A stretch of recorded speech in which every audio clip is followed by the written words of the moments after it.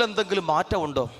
പൗലോസിൻ്റെ ചരിത്രകാരന്മാർ പറയുന്നത് പൗലോസിൻ്റെ ശരീരത്തിന്, അദ്ദേഹത്തിൻ്റെ കാലുകൾക്ക് ഒരു വളവുണ്ട്. ആ അസ്ഥി പോലും നേരെയായില്ല. പിന്നെ ഇനി എന്തിനാ ഇതിൻ്റെ കൂടെ നടക്കുന്നത്? ദേവാസ് പോയി, ലോകത്തിലേക്ക് പോയി. ദൈവരാജ്യത്തിൻ്റെ സാക്ഷ്യം നിങ്ങളോട് പറയുന്നവർ ചിലപ്പോൾ ആ നിങ്ങൾ കാണുന്ന പ്രകടമായ ഒരത്ഭുതവും ചിലപ്പോൾ അവരിൽ കാണില്ല. മോശ, അദ്ദേഹത്തിൻ്റെ വിക്കൊന്നും മാറിയില്ല, ദൈവം മാറ്റിയില്ല. വേണ്ട, ഇരിക്കട്ടടാ, ഞാൻ നിന്റെ നാവാ. പൗലോസ് പറഞ്ഞു, ബലഹീനതയിലാ ദൈവത്തിൻ്റെ ശക്തി ബലപ്പെടുന്നത്. അതുകൊണ്ട് എന്നിൽ ഇച്ചിരി ബലഹീനത ഉള്ളത് നല്ലതാ. ദേമാസേ, എന്നിലുള്ള ബലഹീനത കണ്ടിട്ട് നീ ക്രിസ്തുവിനെ കളഞ്ഞിട്ട് പോകല്ലേ എന്ന് പറഞ്ഞപ്പോൾ ദേമാസ് പറഞ്ഞു, എനിക്ക് നിന്നിലും വിശ്വാസമില്ല, യേശുവിലും വിശ്വാസമില്ല, എനിക്ക് ലോകത്തിലാ വിശ്വാസം. പ്രാർത്ഥന ഇല്ലാതെ നടന്നാൽ സുഖമാ. കെണിയായി, പൊള്ളി പോയി, കളഞ്ഞിട്ട് പോയി. സ്തോത്രം, ഹല്ലേലൂയ. യേശുവിനെ കളഞ്ഞിട്ട് പോവുക എന്ന് പറഞ്ഞാൽ, ബൈബിൾ അടച്ച് ഇനി പ്രാർത്ഥനയേ ഇല്ല എന്ന് പറഞ്ഞാൽ അതിൻ്റെ അർത്ഥം നിനക്ക് ദൈവരാജ്യം വേണ്ട എന്നാ. ദൈവത്തിൽ നിന്ന് വരുന്ന ഒന്നും വേണ്ട എനിക്ക്, ഇനി ഞാൻ സ്വന്തമായി ജീവിച്ചു കൊള്ളാം എന്നാണ് അതിൻ്റെ അർത്ഥം. ഇതാണ് യേശു പറയുന്നത്. നിന്റെ തലയിലെ മുടി വെളുപ്പിക്കാനോ കറുപ്പിക്കാനോ നിന്റെ ആയുസ്സിൻ്റെ ദൈർഘ്യം ഒരു മുഴം കൂട്ടാനോ കുറയ്ക്കാനോ സാധിക്കാത്ത വെറും ഒരു പുല്ലാണ് നീ, വെറും ഒരു കൃമിയാണ് നീ, വെറും ഒരു പൂവാണ് നീ. നീ എന്ത് ചെയ്യും? ഈ തരത്തിൽ നമ്മളെ കെട്ടിയിടുന്ന ഒരു കെട്ടാണ് ഫസ്റ്റ് ആദിയുള്ള ജീവിതം. ഉത്കണ്ഠ, ടെൻഷൻ. മത്തായിയുടെ സുവിശേഷത്തിൽ 6-ാം അധ്യായത്തിൽ പറയുന്നത്, നീ അത് കള, ആദി പിടിച്ച ജീവിതം കള. നീ ആദി പിടിച്ചത് കൊണ്ട് നിനക്ക് എന്ത് നേട്ടമുണ്ട്? അപ്പോൾ പ്രാർത്ഥനയിൽ നിന്ന് നിന്നെ മാറ്റുന്ന ഒരു പൈശാചിക ശക്തി നിന്റെ ജീവിതത്തിൽ ഉത്കണ്ഠ കൊണ്ട് കയറ്റുമ്പോൾ, ഉത്കണ്ഠ കൂടുന്നതല്ലാതെ നിന്റെ ലൈഫിൽ ഒരു മാറ്റവും വരുന്നില്ല. പക്ഷെ ഉത്കണ്ഠ നീ അങ്ങോട്ട് മാറ്റിവെച്ചിട്ട് സ്വർഗസ്ഥനായ പിതാവ് ചൊല്ലി നോക്ക്, നിന്റെ ജീവിതത്തിൽ മാറ്റം വന്നിരിക്കും. അന്നു വേണ്ടുന്നത് അന്നന്ന് അവൻ തന്നിരിക്കും. അതാണ് ദൈവത്തെ കൂടെ നിന്നാൽ ഉള്ള രീതി. Hallelujah, hallelujah. നിങ്ങൾക്ക് എന്താണ് ഉള്ളത് അത് ദൈവത്തിൻ്റെ മുമ്പിൽ സമർപ്പിച്ച് സ്തുതിച്ചേ. നിങ്ങൾക്കുള്ളത് എന്താണോ അത് ദൈവത്തിൻ്റെ സന്നിധിയിൽ സമർപ്പിച്ച് സ്തുതിക്ക്. നിനക്ക് എന്താണ് വേണ്ടത് ദൈവത്തോട് പറഞ്ഞ് പ്രാർത്ഥിക്ക്. നിന്റെ ആദി മാറട്ടെ, നിന്റെ കെട്ടുകൾ അഴിയട്ടെ. യേശുവേ നന്ദി, നന്ദി, നന്ദി, നന്ദി. യേശുവിനെ വിളിച്ച് പ്രാർത്ഥിക്കാമോ? ഓ, സ്തുതിക്കുന്നു ദൈവമേ, സ്തുതിക്കുന്നു, സ്തുതിക്കുന്നു, സ്തുതിക്കുന്നു, സ്തുതിക്കുന്നു, സ്തുതിക്കുന്നു, സ്തുതിക്കുന്നു, സ്തുതിക്കുന്നു, സ്തുതിക്കുന്നു, സ്തുതിക്കുന്നു. സ്തോത്രം. മറ്റൊരു കൂട്ടരുണ്ട്. മറ്റൊരു കൂട്ടർ ആഘോഷങ്ങളിൽ പങ്കെടുക്കണം. സന്ധ്യയാകുമ്പോൾ അല്ലെങ്കിൽ ആഘോഷങ്ങൾ വരുമ്പോൾ ഇച്ചിരി അടിക്കണം. ഈസ്റ്റർ വരുമ്പോൾ ഇച്ചിരി അടിക്കുക, ഓശാന വരുമ്പോൾ ഇച്ചിരി അടിക്കുക, ക്രിസ്മസ് വരുമ്പോൾ ഇച്ചിരി അടിക്കുക. അങ്ങനെ ആഘോഷങ്ങളിൽ ഒക്കെ അടിക്കണം. അല്ലെങ്കിൽ പിന്നെ എന്താണ്? അങ്ങനെ ആഘോഷങ്ങൾക്ക് വേണ്ടി സംബന്ധിക്കാൻ വേണ്ടി പ്രയറിനെ കളഞ്ഞവരുണ്ട്. എൻ്റെ ഒരു ഫ്രണ്ടുണ്ട്. പുള്ളി ഈ ഓണാഘോഷത്തിന് എൻ്റെ ചർച്ചിൽ ആദ്യമായിട്ട് ഫ്രണ്ടിൽ നിന്ന് ഓണാഘോഷം നടത്തിയത് ഞാനാണ്. 96 എല്ലാ വീടുകളിൽ നിന്ന് പിരിവെടുത്ത്, പിരിവ് തരാത്ത വീട്ടിൽ പോയി വിറക് മോഷ്ടിച്ച് അല്ലെങ്കിൽ തേങ്ങയോ എന്തെങ്കിലും മോഷ്ടിച്ച് കൊണ്ടുപോയി എന്ന് എൻ്റെ ചർച്ചിൽ വെച്ച് ഓണാഘോഷത്തിൻ്റെ സദ്യ നടത്തിയവനായിരുന്നു ഞാൻ. അന്നുണ്ടായിരുന്ന ഒരു അച്ഛനുണ്ട്. അച്ഛൻ എന്നെ മാറ്റി നിർത്തി പറഞ്ഞു, മോനെ, നീ ചെയ്യുന്നത് തെറ്റാണ്. നമ്മുടെ വിശുദ്ധ പള്ളിയിൽ അന്യ ആരാധനകൾ കൊണ്ട് കയറാനത് പാടില്ല, തെറ്റാണ്, ദൈവകോപം നിന്നിൽ വരും. പ്രസ്ഥാനമുണ്ട്, യുവാക്കളുടെ പ്രസ്ഥാനം. അതിൻ്റെ സെക്രട്ടറി ആയതുകൊണ്ട് അങ്ങോട്ട് മാറിയിരുന്നാൽ മതി, എനിക്കറിയാം എന്നാ ചെയ്യേണ്ടത്. പുള്ളിയെ മാറ്റിയിരുത്തി. ആ ശാപം പുള്ളിയെ മാറ്റിയിരുത്തിയിട്ട് എൻ്റെ ചർച്ചിനകത്ത് കൊണ്ടുവന്ന് സകല വൃത്തികേടും കാണിച്ചവനാണ് ഞാൻ. അത് കഴിഞ്ഞപ്പോഴാണ് ഞാൻ ഓണാഘോഷം തെറ്റെന്ന് മനസ്സിലാക്കിയത്. ഈ മാവേലി എന്ന് പറഞ്ഞ പുണ്യാളൻ ആരെന്നറിഞ്ഞപ്പോഴാണ് എനിക്ക് തെറ്റുപറ്റിയത്. എൻ്റെ കർത്താവിൻ്റെ ആലയത്തെ നശിപ്പിക്കാൻ ഫ്രണ്ടിൽ നിന്നവനായിരുന്നു ഞാൻ. അന്ന് ഞാൻ അതുങ്ങളോട് പറഞ്ഞിട്ട് ആ തെറ്റാ. കൂടെ ഉള്ളവരോടൊക്കെ പറഞ്ഞു തെറ്റാണ്, ചെയ്യരുത്, ചെയ്യരുത്. നിനക്ക് നിൻ്റെ പേര് രജിസ്റ്ററിൽ വന്നല്ലോ, ഓണാഘോഷം നടത്തിയ ഇന്ന ആളെന്നുള്ളത്, ഞങ്ങളുടെ പേര് രജിസ്റ്ററിൽ വരണം. അവൻ അറിയുന്നില്ലല്ലോ എൻ്റെ പേര് ഏത് രജിസ്റ്ററിലാണ് കിടക്കുന്നു എന്നുള്ളത്. അങ്ങനെ അവർ പറഞ്ഞു, നിൻ്റെ കൂടെ പ്രയറിന് വന്നാൽ ഓണത്തിന് പങ്കെടുക്കാൻ പറ്റത്തില്ല, വരുന്നില്ല, പ്രയറിന് വരുന്നില്ല. സംഭവം തീർന്നല്ലോ. അങ്ങനെ പ്രയറിൽ ഓണാഘോഷത്തിൽ പങ്കെടുക്കാൻ വേണ്ടിയിട്ട് പ്രയറിൽ നിന്ന് മാറിയവർ. ഭൗതികമായി ഒരു ഉയർച്ചയുമില്ല, ആത്മീയമായോ ഒട്ടുമില്ല. പള്ളിയിൽ എന്തൊക്കെയാണ്, ഈ തരത്തിലാണ്. പക്ഷെ നിങ്ങൾ ഓർക്കുക, ക്രിസ്തുവിനെ കളയുക എന്ന് പറഞ്ഞാൽ അവൻ പിന്നെ അവൻ്റെ എല്ലാ മേഖലയും താഴോട്ട് പോകും. യേശു പറഞ്ഞത് നിങ്ങൾ ഓർത്താൽ മതി. യോഹന്നാന്റെ സുവിശേഷത്തിൽ യേശു പറയുന്നു, എന്നിൽ വസിക്കാത്തവൻ ഉണങ്ങിയ ശാഖ പോലെ മുറിച്ച് മാറ്റപ്പെടും. എങ്ങനെയാണ്? ഉണങ്ങിയ ശാഖ, ഒരു ഇലയുമില്ല, അത് മുറിച്ചു മാറ്റും. യേശുവിൽ വസിക്കാത്ത ആരെങ്കിലും ഉണ്ടെങ്കിൽ അത് ഉണങ്ങും. അത് പിന്നെ തീക്ക് വേണ്ടി മാറ്റിയിടും. മുന്തിരിയുടെ കമ്പ് കൊണ്ട് എന്തെങ്കിലും ചെയ്യാൻ പറ്റുമോ?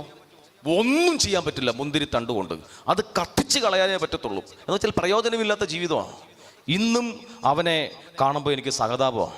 പ്രാർത്ഥനയ്ക്ക് വിളിക്കുമ്പോൾ നീ പോയാൽ മതി, നീ എന്തിനാ എന്നെ വിളിക്കുന്നത്? ഇതാ. അപ്പോൾ ഇവരെ എന്തുകൊണ്ടാണ് ഇത്രയും തകർച്ച വന്നിട്ടും ഇവർ യേശുവിനെ സ്വന്തമാക്കാൻ മടിക്കുന്നത്? നിങ്ങൾ ശ്രദ്ധിച്ചേ, ഈ തകർച്ച കടന്നിട്ടും അവരെ യേശുവിലേക്ക് വിളിക്കുമ്പോൾ വരാഞ്ഞത് എന്തുകൊണ്ടാ? സ്തോത്രം, ഹല്ലേലൂയ. അപ്പോൾ അവരെ കെട്ടിയിരിക്കുന്ന ഏതോ ഒരു കെട്ടില്ലേ, വചനത്തിൽ വിശ്വസിക്കാത്ത ഒരു കെട്ടില്ലേ. കഴിഞ്ഞ ദിവസം ഞാൻ പഠിപ്പിച്ച ഒരു പെങ്കൊച്ചു, ഞാൻ സൺഡേ ക്ലാസ് പഠിപ്പിച്ച ഒരു പെങ്കൊച്ചിനെ കാണാനിടയായി. അവൾ വന്നിട്ട്, വൈചേട്ടൻ്റെ പ്രസംഗമൊക്കെ ഒന്ന് ഷോർട്ട് ചെയ്താൽ കൊള്ളാം, ചില വാക്കുകളൊക്കെ ഉണ്ടല്ലോ അങ്ങ് കുത്തുന്ന വാക്കാ. എൻ്റെ മിനിസ്ട്രിയിൽ ഇട്ടതിൻ്റെ ഞങ്ങളുടെ ഏതാ നിനക്ക് കയറി കൊണ്ടത്? അത് ഇന്ന സംഭവങ്ങൾ കുറച്ചുകൂടെയൊക്കെ സംസാരിച്ചാൽ ജീവിച്ചു പോകാം. ഞാൻ പറഞ്ഞു, മോളെ, ജെയിംസിൻ്റെ ലേഖനത്തിൽ എനിക്ക് ജെയിംസിനെ അറിയണ്ട, ഒന്നും അറിയണ്ട. ഞങ്ങളുടെ അതാരാ ജെയിംസ്? എനിക്ക് പഴയ നിയമം അറിയണ്ട. അപ്പോൾ എടീ, ഞാൻ ജെയിംസിന് പഴയ നിയമമല്ല, പുതിയതിലെവിടെ ജെയിംസ് ഉണ്ട്? യാക്കോബിന്റെ ലേഖനം എടുത്തു കൊടുത്ത സമയത്ത് എനിക്കിത് കാണണ്ട. അവൾ സഭയിലെ ഒരു വലിയ സ്കൂൾ ടീച്ചറാ. ബൈബിളിനോട് താല്പര്യമില്ലാത്ത, ബൈബിളിനെ കുറിച്ച് പറഞ്ഞപ്പോൾ എനിക്ക് കേൾക്കണ്ട എന്ന് പറഞ്ഞ ഒരു കൊച്ച്. ഞാൻ അവൾക്ക് വേണ്ടി പ്രാർത്ഥിച്ചപ്പോൾ ഉദര സംബന്ധമായി അവൾക്ക് കെണി ഒരുക്കിയിട്ടുണ്ട് സാത്താൻ. സന്ധ്യാപ്രാർത്ഥനയ്ക്ക് ബൈബിൾ വായിക്കത്തില്ല വീട്ടില്. ബൈബിള് കാണുമ്പോൾ ഏതാണ്ട് ചെകുത്താൻ കുരിശ് കാണുന്ന അവസ്ഥയാ. സുവിശേഷ വായന വരുമ്പോൾ ഇവൾക്ക് അങ്ങ് ഇറിറ്റേഷനാ. നിങ്ങളിൽ ചിലർക്ക് അങ്ങനെ ഉണ്ടെങ്കിൽ പൈശാചിക കെട്ടാ, അത് അഴിയണം കേട്ടോ. അതിനുവേണ്ടി ദൈവത്തോട് പ്രാർത്ഥിക്കണം. ബൈബിളിനോട് ഒരു വ്യക്തി ചേരുക എന്ന് പറഞ്ഞാൽ ദൈവരാജ്യത്തോട് ചേരുക എന്നാണ് അതിൻ്റെ അർത്ഥം. ഹല്ലേലൂയ. അവൻ ജീവനിലേക്ക് ചേർന്നുകൊണ്ടേയിരിക്കും. ബൈബിളിലേക്ക് ഒരു വ്യക്തി ചേരുന്നത് ജീവനിലേക്കാ. ഹല്ലേലൂയ. ഇനി എനിക്ക് എൻ്റെ കൂടെ നടന്ന കുറച്ച് സിസ്റ്റേഴ്സ് ഉണ്ടായിരുന്നു. ആ സിസ്റ്റേഴ്സിൽ പലരും ഒരു 10-38 വയസ്സായപ്പോൾ ഇവർ മടങ്ങിപ്പോയി. ഇവർ കുപ്പായം ഊരി വെച്ചിട്ട് പോയ പലരെയും പിന്നീട് കാണാനിടയായ സമയത്ത് ഞാൻ ചോദിച്ചു, നിങ്ങൾ എന്തു പറ്റി, എന്താ നിങ്ങൾ ഈ സമർപ്പിത ജീവിതം കളഞ്ഞിട്ട് പോയത്? അന്നേരം അവരെന്നോട് ചോദിക്കുന്നു, നീ ഇപ്പോഴും പള്ളിയിൽ പോകുന്നുണ്ടോ? നീ ഇപ്പോഴും കുർബാന സ്വീകരിക്കുന്നുണ്ടോ? എത്രയും നാൾ കർത്താവിൻ്റെ മണവാട്ടിമാരെന്ന് പറഞ്ഞ് നടന്നവർ, ഒരു സംഭവം അവരുടെ ലൈഫിൽ നടക്കാതെ വന്നപ്പോൾ അവർ കുപ്പായവും ഊരി വെച്ചിട്ട് മടങ്ങിപ്പോയ ഒരു 6-7 പേര് എനിക്ക് നല്ല പരിചയത്തിലുള്ളവരുണ്ട് പല ജില്ലകളിലായിട്ട്. അവരെ കാണാനിടയപ്പോൾ ചോദിച്ചു, നീ ഇപ്പോഴും ചർച്ചിൽ പോകുന്നോ? നീ ഇപ്പോഴും കുർബാന സ്വീകരിക്കുന്നോ? വേസ്റ്റ് അല്ലയോടാ എന്നോട് ചോദിക്കുക. ഞാൻ ചോദിച്ചു, എന്താ നിങ്ങളിങ്ങനെ പറയാൻ കാരണം? എടാ, നമ്മൾ ഈ എടാപോട ആ ഒരു സ്നേഹബന്ധമാണ്. അന്നേരം ഞാൻ BSc മാത്സിന് വേണ്ടിയിട്ട് അപേക്ഷിച്ചപ്പോൾ എൻ്റെ മദർ സുപ്പീരിയർ പറഞ്ഞു, നീ പഠിത്തം നിർത്തി, നീ വേറെ ജോലി ചെയ്യാൻ. ഞാൻ കുപ്പായം ഉരിച്ചിട്ട് പോയി. എനിക്കിനി അവളുടെ കുർബാന വേണ്ട, ഒന്നും വേണ്ട. ഇതാ എനിക്ക് കിട്ടിയൊരു മറുപടി. അപ്പോൾ എന്തിനു വേണ്ടിയാ ഇത് ചെയ്തത്? അവളെ കണ്ടിട്ട് കുറെ പേർ ഇറങ്ങിപ്പോയി. അതാ ഞാൻ പറഞ്ഞത്, മനുഷ്യരെ കണ്ടിട്ട് ബൈബിൾ മടക്കി വെക്കുന്ന ക്യാരക്ടർ ആണെങ്കിൽ ഞാൻ ആദ്യം അത് ചെയ്യണമായിരുന്നു. മനുഷ്യരെ അല്ല നിങ്ങൾ കാണേണ്ടത്. മനുഷ്യർ നിങ്ങൾക്ക് പറഞ്ഞു തരും ദൈവത്തെ. നിങ്ങൾ നേരെ ദൈവത്തിലേക്ക് നോക്കണം. അവൻ യഥാവാനാണെന്ന് നീ രുചിച്ചറിയാൻ തയ്യാറാകണം. അവൻ സത്യവാനായ ദൈവമാ, അവൻ നിത്യനായ ദൈവമാണ്, അവനാണ് സമാധാന പ്രഭു, അവനിലേ ആധിപത്യമുള്ളൂ. അവൻ നിന്നെ വിടുവിക്കും. ഹല്ലേലൂയ. ദൈവത്തെ സ്തുതിക്കാൻ പറ്റുമോ? ഹല്ലേലൂയ. ദൈവത്തെ സ്തുതിക്കാമോ? യേശുവേ നന്ദി, എന്നെ മറ്റുള്ളവരെ പോലെ ആക്കല്ലേ ദൈവമേ, അങ്ങയുടെ സാക്ഷിയാക്കി എന്നെ മാറ്റണമേ. യേശുവേ നന്ദി നന്ദി നന്ദി നന്ദി നന്ദി നന്ദി. ആമേൻ. ഇപ്പോ ഈ കാലഘട്ടത്തില് മറ്റൊരു കൂട്ടം ദുരുപദേശകർ ശക്തമായി ഇറങ്ങിയിട്ടുണ്ട്. കോളേജിൽ പഠിക്കുന്ന കുഞ്ഞുങ്ങൾ ആരെങ്കിലും ഉണ്ടെങ്കിൽ ഒന്ന് കരങ്ങൾ ഉയർത്താമോ? ഹോസ്റ്റലിൽ നിൽക്കുന്നവർ, കോളേജിൽ പഠിക്കുന്നവരൊക്കെ ഒന്ന് കരങ്ങൾ ഉയർത്താമോ? ശ്രദ്ധിച്ചു, ഈ കാലഘട്ടത്തിലെ ഒരു മെയിൻ ദുരുപദേശകർ. അപ്പോൾ ആദ്യം സ്വന്തം വീട്ടിൽ, സ്വന്തം കൂട്ടുകാർ, ഇടവകയിലുള്ളവർ, ഇനി അടുത്ത കാലഘട്ടത്തിൽ ദുരുപദേശം കൊണ്ടുവന്നവർ. നിങ്ങൾ ശ്രദ്ധിക്കുക, അതിൽ ഏറ്റവും ഫ്രണ്ടിൽ നിൽക്കുന്ന ഒരു കൂട്ടർ മുസ്ലിം പണ്ഡിതന്മാർ. അവർ മനുഷ്യരാണ്, അവരെ നമുക്ക് സ്നേഹിക്കാം. അവർ കൊണ്ടുവന്ന് പഠിപ്പിക്കുന്ന യേശുവിനെ നിങ്ങൾ സ്വീകരിക്കരുത് കേട്ടോ. ഞാൻ പറഞ്ഞു തരാം. അവർ ദൈവവചനത്തെ, ബൈബിളിനെ കയ്യിലെടുത്തിട്ട് നമ്മുടെ യേശുവും അവരുടെ ഈസയും ഒന്നാണ് എന്ന് പഠിപ്പിക്കും.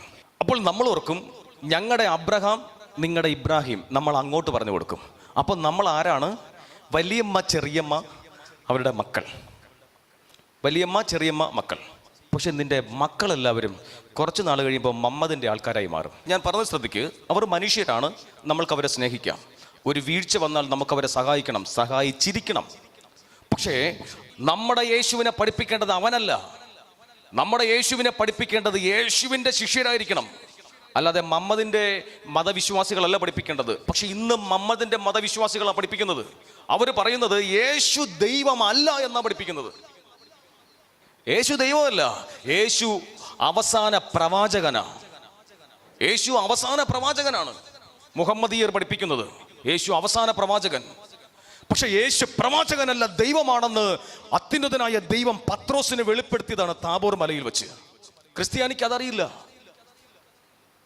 ഇപ്പൊ ദുരുപദേശകന്റെ വാക്ക് കേൾക്കുന്ന തരത്തിൽ നമ്മുടെ മക്കൾ മാറുന്നെങ്കിൽ, നമ്മുടെ വീട്ടിൽ സംസാരം ഉണ്ടാകുന്നെങ്കിൽ, ഒരു കാര്യം ഞാൻ പറഞ്ഞു തരാം. ഒരു പെൺകുട്ടി കോളേജിൽ പഠിക്കാൻ പോയി, ആലുവയിലുള്ളത്.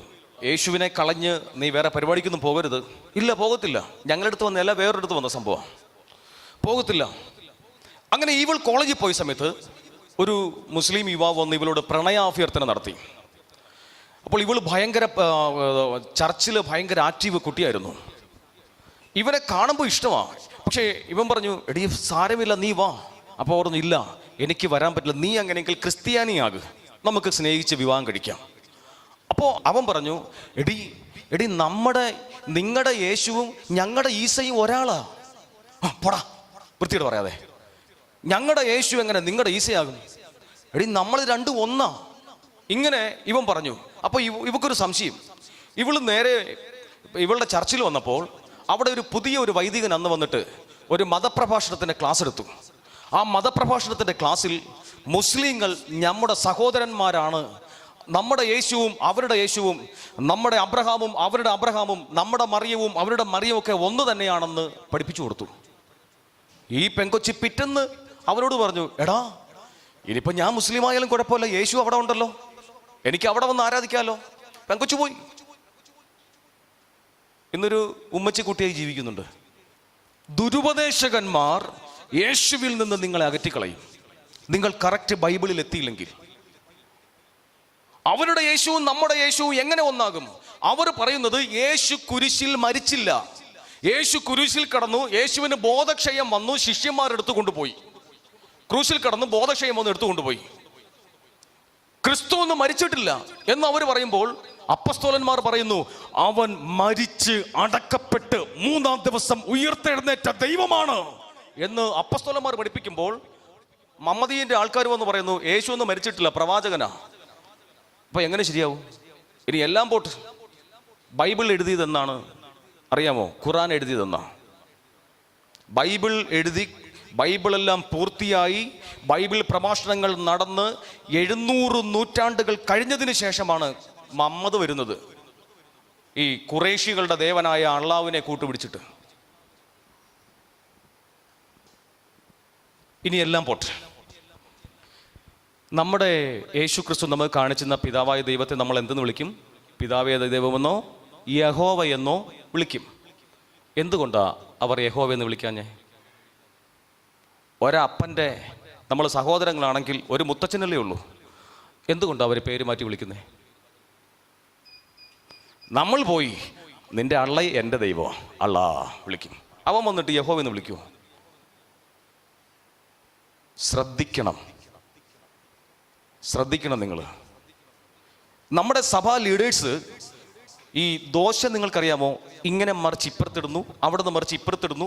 ഇതുപോലെ ഏതെങ്കിലുമൊക്കെ ചില പാമ്പായിരിക്കുന്ന വ്യക്തികൾ മുസ്ലിങ്ങൾ നമുക്ക് വിരോധിയാണ് എന്ന് ഇന്ന് പറയും, നാളെ പറയും മുസ്ലിങ്ങൾ നമുക്ക് അനുകൂലികളാണ്. അവരുടെ സ്ഥാപനങ്ങൾ അവർക്ക് നിലനിർത്തി കൊണ്ടുപോയേ പറ്റുള്ളൂ.